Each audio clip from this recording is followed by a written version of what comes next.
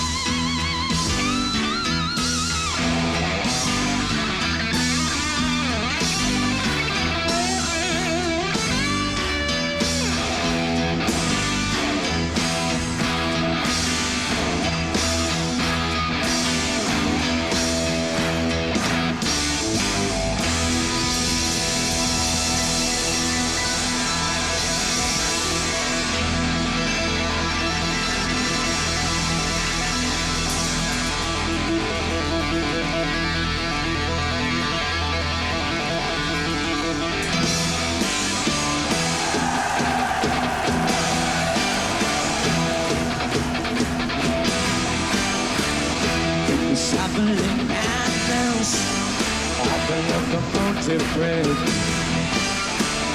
Runs the all-time music and comes to his death when it feels a business craving, steam breaking on his brow. Oh, Charlie, he stole the anthem, and a train won't stop going to slow down.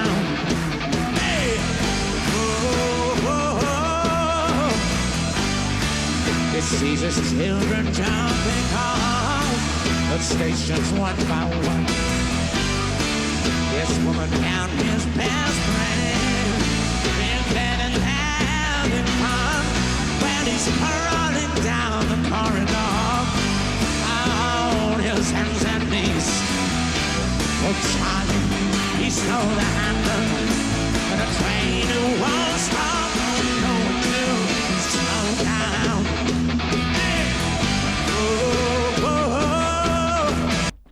Okay, this is the first time I've truly heard Jethro Tull.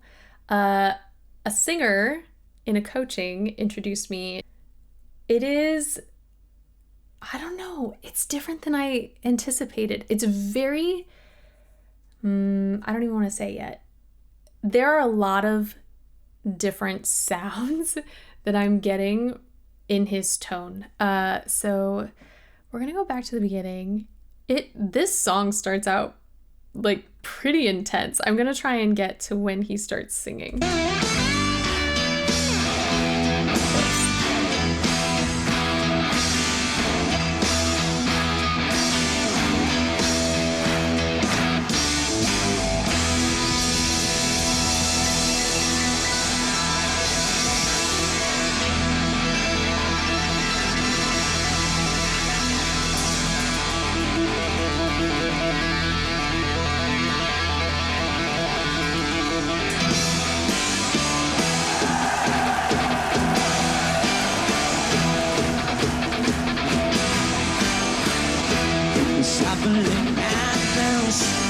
So the very initial sound was so smooth and so warm, and then immediately there was fry.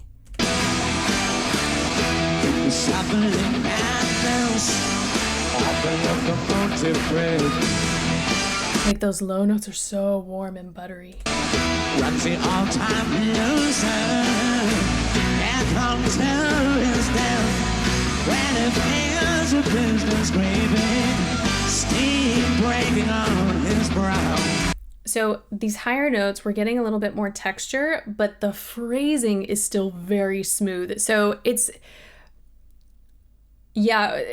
was challenging for me to reconcile what I was hearing with each phrase because I feel like there was variation, but also a lot of similarities. Oh, Charlie, he stole the anthem, and a train won't stop going to slow down. And then, especially, I think the word is train.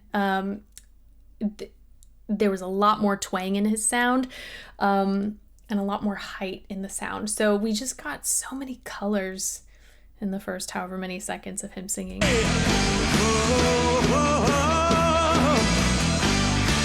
It sees his children jumping off the stations one by one.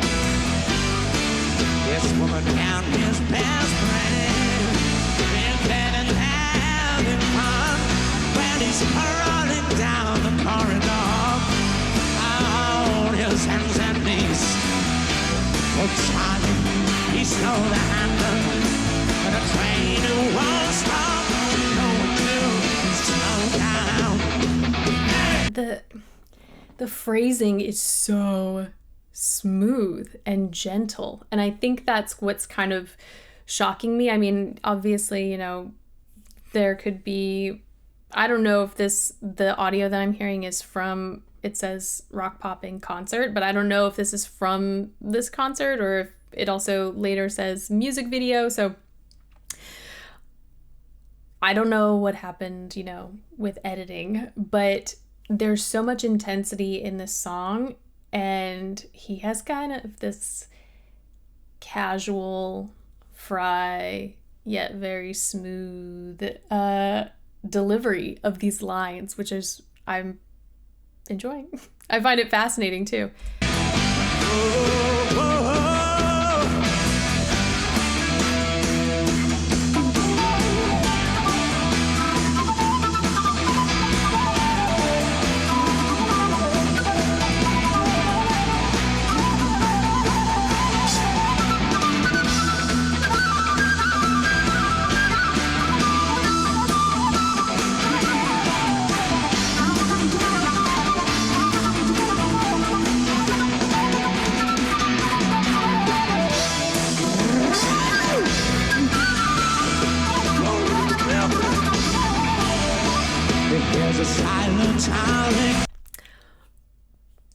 Flute is a hard instrument to incorporate. I've said before, I love any time we get a woodwind in with a rock band. It works so well here. I think there have been instances where I have heard a flute in an ensemble and it just stuck out. Like, it just didn't feel like it fit. I'm not getting that here. I'm really enjoying what he's doing with his instrument. When he catches angels as they fall, and the all-time winner has got him by the balls. When he picks up Gideon's Bible, yes, it's open at page 1. I think that God, he stole the handle.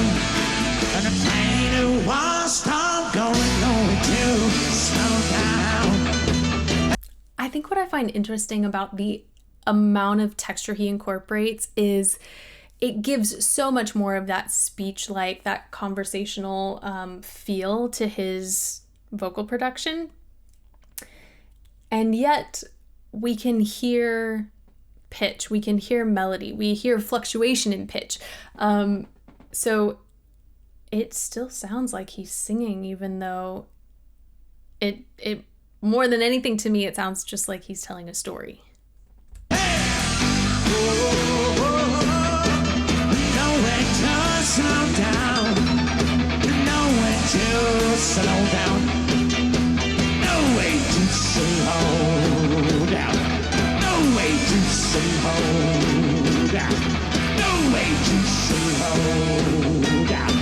Like those added articulations. I like the text painting as well that he provides throughout. That's not the first time that I heard the added articulation with, like, on the same vowel. Golly, I can't remember what he said earlier. But yeah, it's just, it reminds me, you know, if you were to go,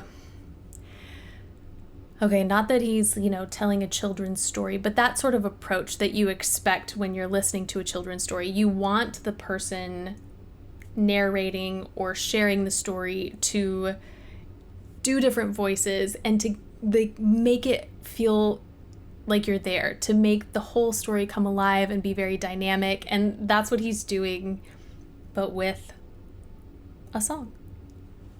Way too slow down.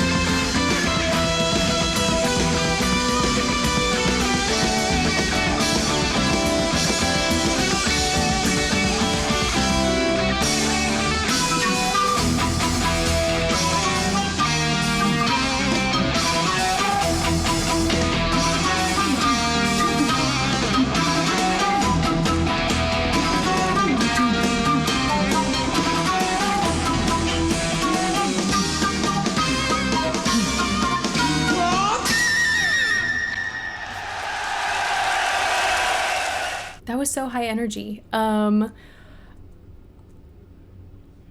feel like every band member was just on the same level, which that's got to be hard to do, especially if this was a concert and they were going nonstop. I mean, that was just very fun to watch. I'm gonna have to, well, if you guys have recommendations, obviously I'll take them. I need to listen to more of him specifically singing, because I feel as though he's got a pretty wide range, and I'm just trying to figure out if more of it is on the bottom, because we heard some of those like warmer, lower notes, and he certainly sang higher in what I would consider a mix, but I just don't know how much higher he goes, or if, you know, he utilizes the flute to help create more range in a song. Because of the textures that he was incorporating as he ascended, I am very curious to know what even higher notes would sound like in his voice. It's just, I don't know if he ever showcased that in a song or in a performance, so to be determined, to be continued. But that is it for today. Thank you guys so much for this recommendation and for watching with me, and hopefully I will see you next time.